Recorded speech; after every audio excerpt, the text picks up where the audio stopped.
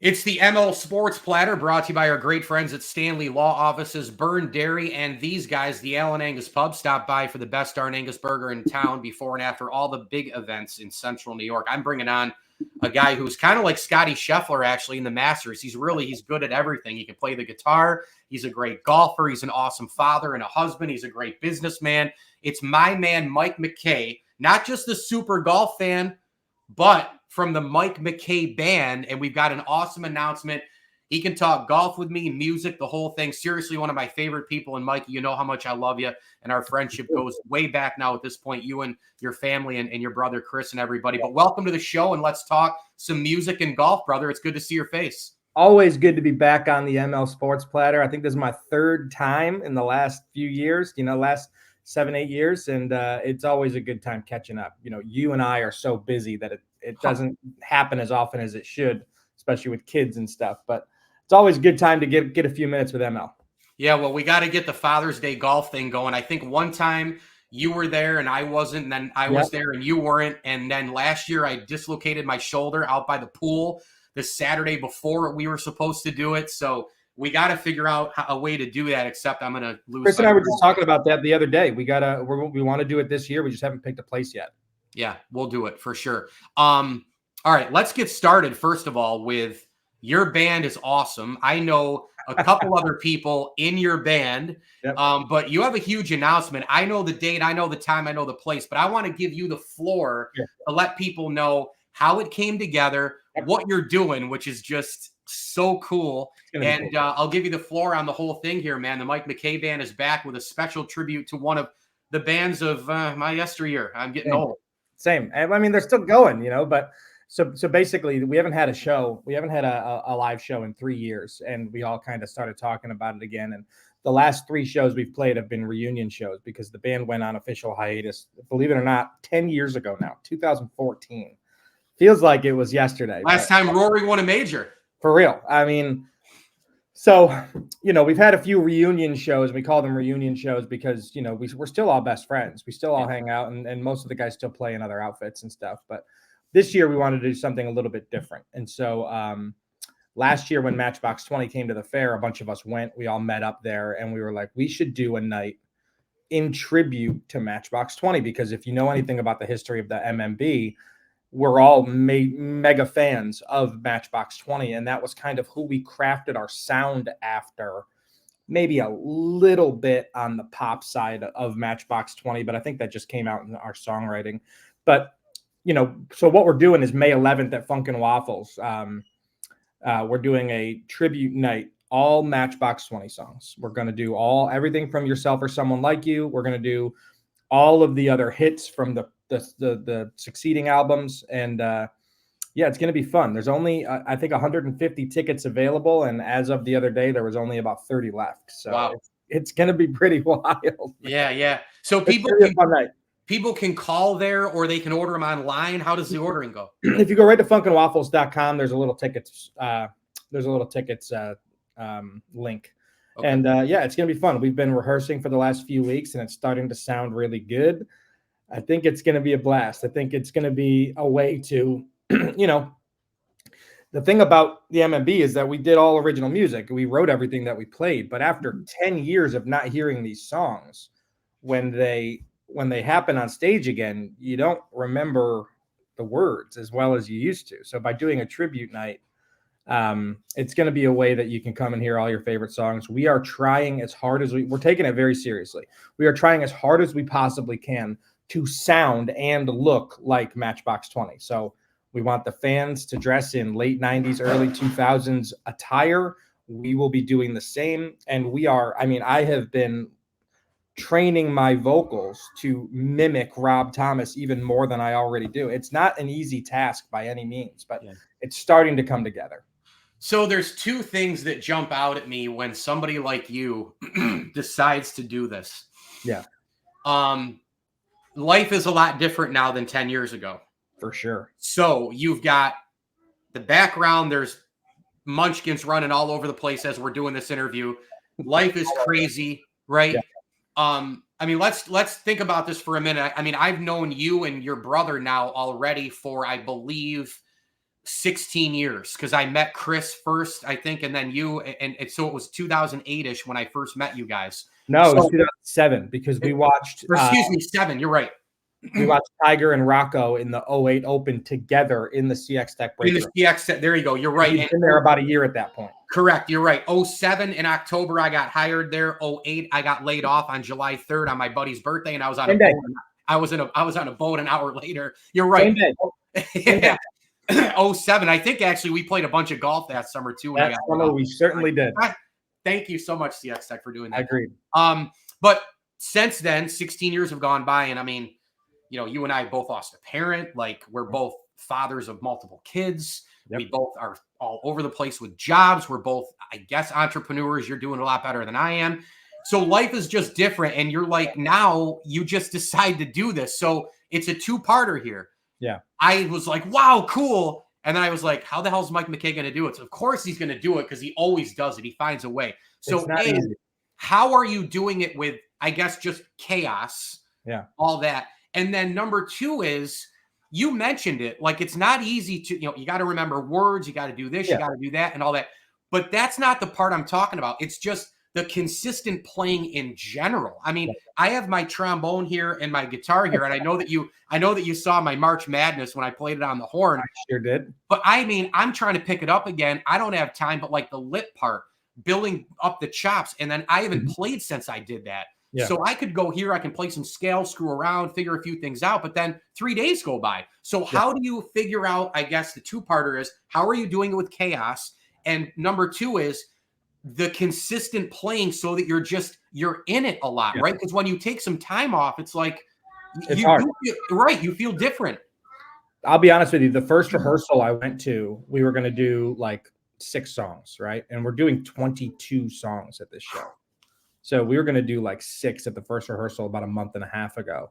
And we got through 3.5 and I was done. I was like, I'm all done, guys. I don't want to hurt my voice. I'm already feeling like it's getting to the end of what my capability is. So a couple things that I've been doing on a daily basis, right, is every time I'm in the car, every time I'm using that as rehearsal time.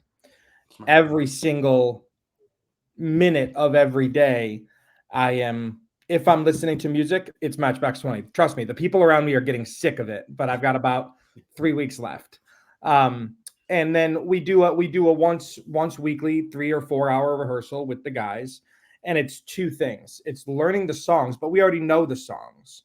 And then it's learning through YouTube and other media channels how the band performs these songs. Because again, we want it to be highly, highly authentic. And something you might not know about Matchbox 20 is they do a ton of instrument switching.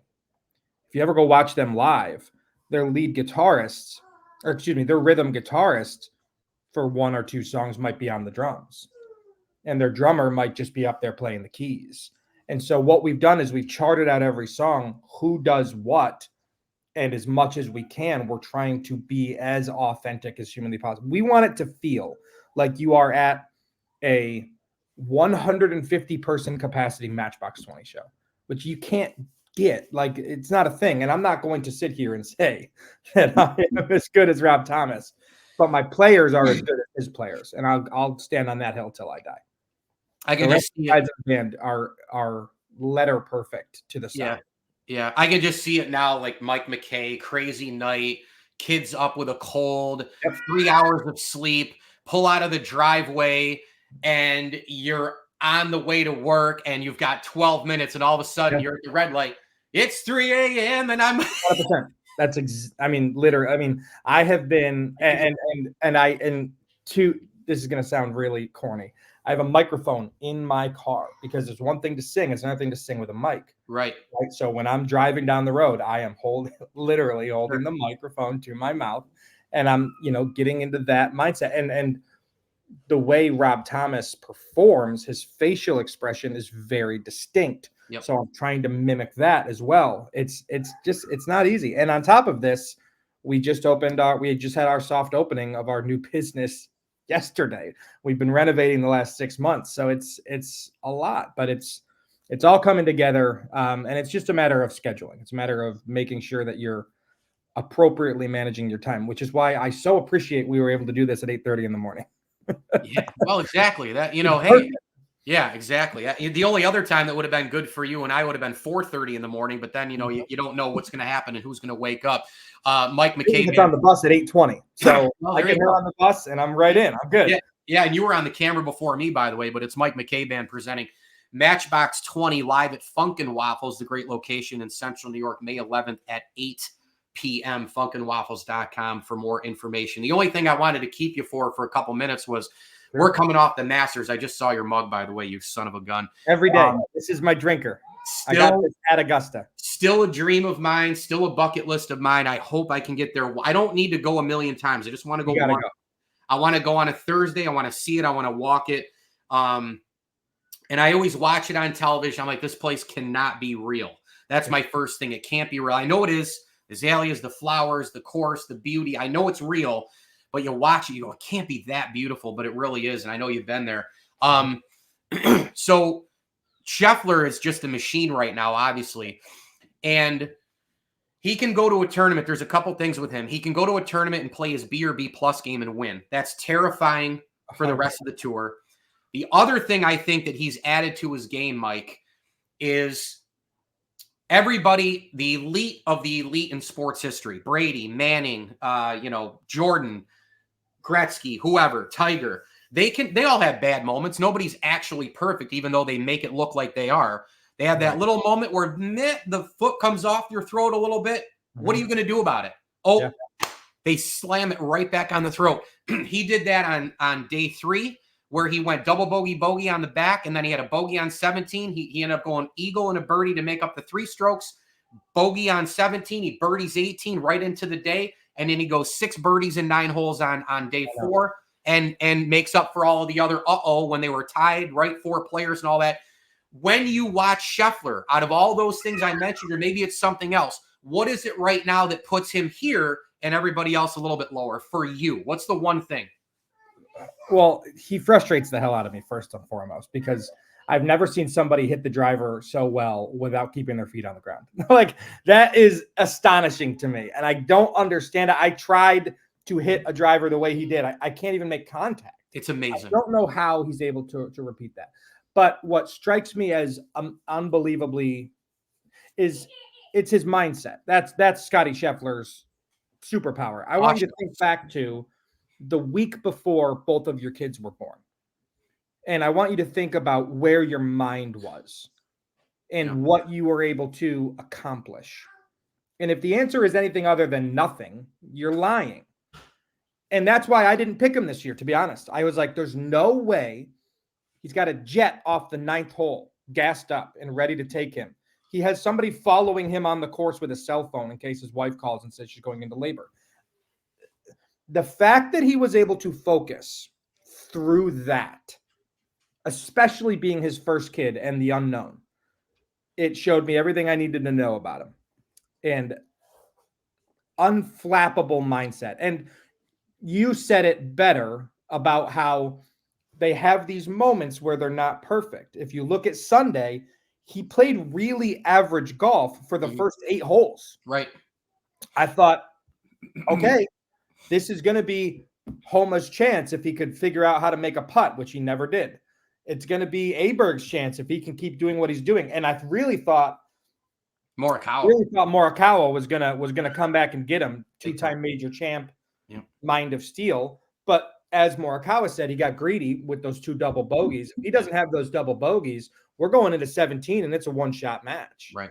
And again, what happened. But the fact that he was able to steel himself, I mean, how many times have we seen a guy leading after 3 with no external pressure, no baby being born next week? Rory comes to mind. And they get there on Sunday, and for whatever reason, they just don't have it. Scottie was hitting really poor approach shots the first 8 holes.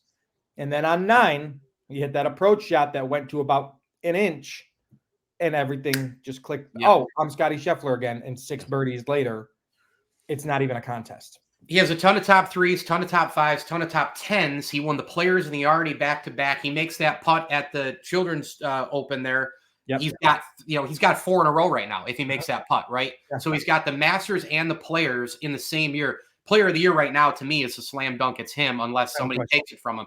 But isn't the baby thing a little much? I mean, I know it was a big thing, and I know it's hard to concentrate, but isn't she 8 months due? I thought that babies are born in 9 months. I thought she was due next week.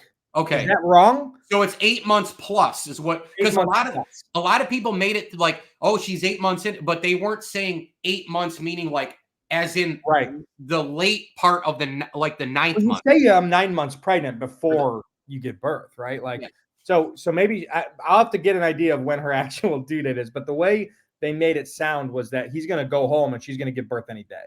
Yeah, like within a week. Yeah. But I mean, dude, I to be able to concentrate like that. I couldn't imagine. Yeah. Just that concentration piece of it. Here's an interesting one for you. Did you know that right now, for what it's worth, the top 20 earners on the PGA Tour, only 19 of them are golfers. There's only 19 golfers in the top 20 of PGA money winners this year. Yeah? Yeah, because the other guy is Scotty Scheffler's caddy. Because, there you go. Yeah. Literally, he's earned more money than the 20th highest earning PGA player on tour this year. Wow. That's an interesting stat. Yeah, well, I mean, listen, Scheffler made 3.6 for the Masters, and the guy who finished in last is a guy who won at 15 majors and 5 Masters himself, Tiger Woods. I understand. I wanted to keep you under 15, but I got to get you. Let's keep going. I can talk Masters all day. I got to get Tiger out of you, and then I'll let you roll. I mean, I want to talk about the course too, because there were some interesting things this year that I was uncomfortable with.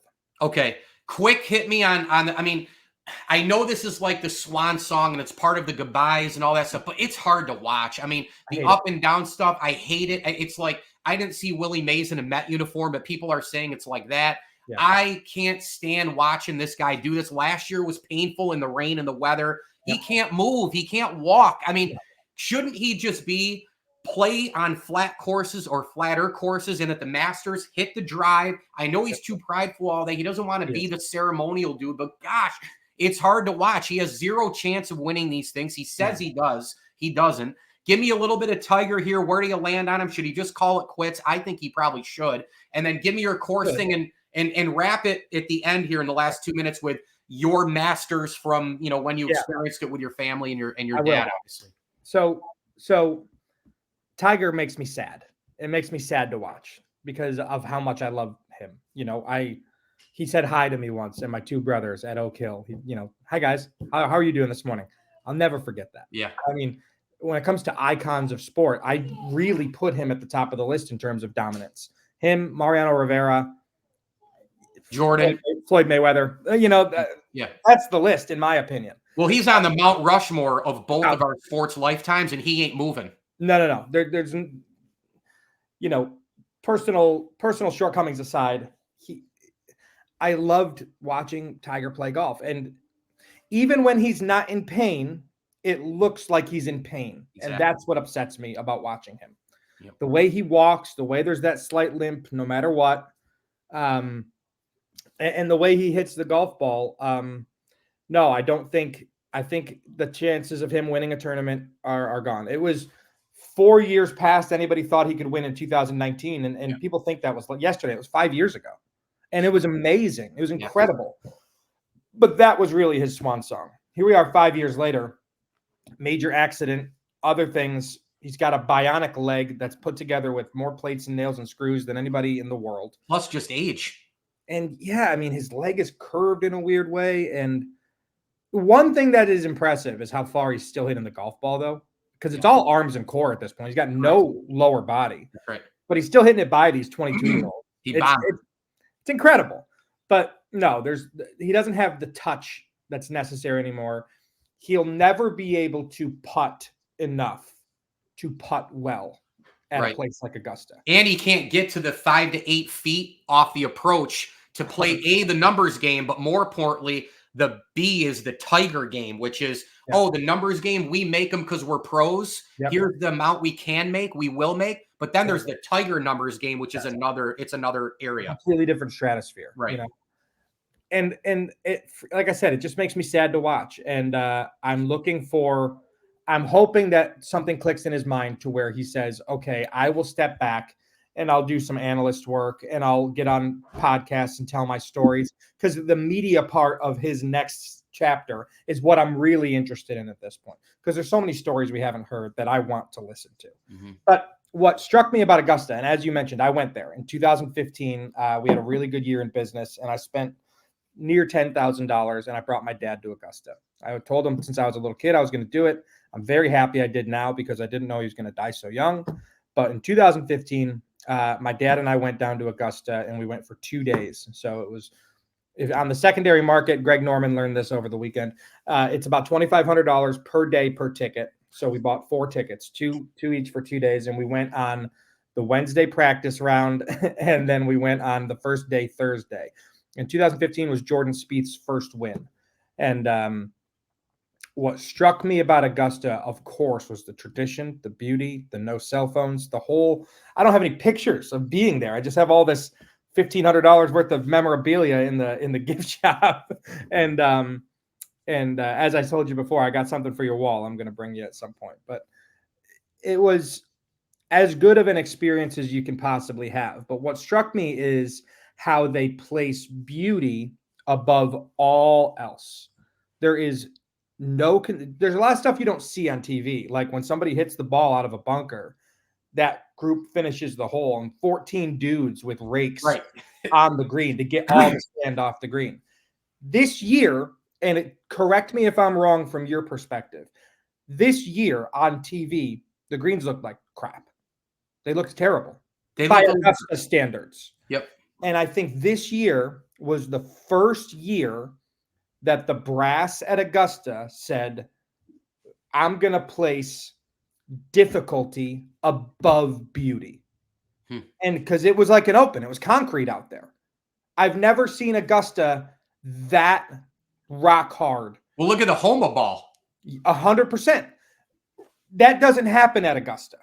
And you can blame lack of rain and all this, but they have sprinkler systems that are state of the art. They could water those greens and get them lush and green in about an hour. And chose not to. Yes, and by the way, the Homa ball, I know it could have still happened where it went, but it seemed like it hit and went farther quicker. 100%. It was concrete. It hit and it ricocheted, as opposed to hitting and skirting into the fringe and then going into the first cut and stopping, which is what it would do on a normal year. And you heard the players' complaints, and I don't care when professional golfers complain about how hard golf courses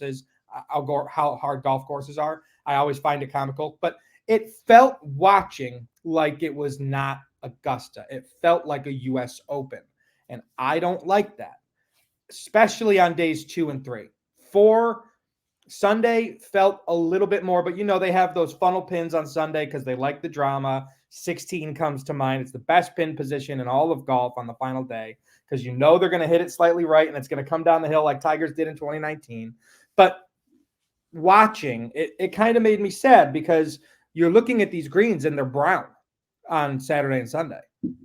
And that, to me, was sad because somebody at Augusta made the decision to not water the greens in favor of difficulty. And I don't know, it was weird to see for me. And I was a little frustrated by it because on Augusta, I like seeing the guys fire at pins, making birdies, going low. But I guess I really can't complain because Scotty still ended up 11 under. But I don't know, it was difficult for me to watch. How many players were actually under par? 10, maybe? Yeah. It was tough. My pick for the event was Cam Smith. I really thought he was going to make a run. Nice player. Yeah, but I don't know. Yeah, it was definitely a different feel to it. A different feel. Glad you brought that up. You want to put a quick capper on it and hit me one more time with the Mike McKay band stuff, and everybody's got. If you haven't gotten your ticket and there's only a few left, By the way, Mike lied about the Masters cost. It was 10 grand for the tickets. Yes. And then you spend another 10 grand in the shop. No, I spent. So I went with $1,000 to spend at the shop for me and Dad because I was going to buy Dad's stuff. Right. I ended up spending $1,500. My dad spent another $1,900. I mean, and there was so many things that you can't imagine. I did. Yeah. But I'll give you one thing real quick. You know, I have 1,000 coffee mugs. Literally, I have over 1,000 coffee mugs. Everywhere I go, I get a coffee mug. Yep. But they're all for display. Every single day, I drink of one of two mugs. They're both Masters mugs. I have a green and a white that I got at Augusta. I brought the green one home. My dad brought the white one home. When he passed away, I asked my mom for it. Now I have both of them. And as an entrepreneur, what's important to me every single day is, do I have any money coming in? If it's a money day, I drink out of the green mug. And if it's a non-money day, I drink out of the white mug.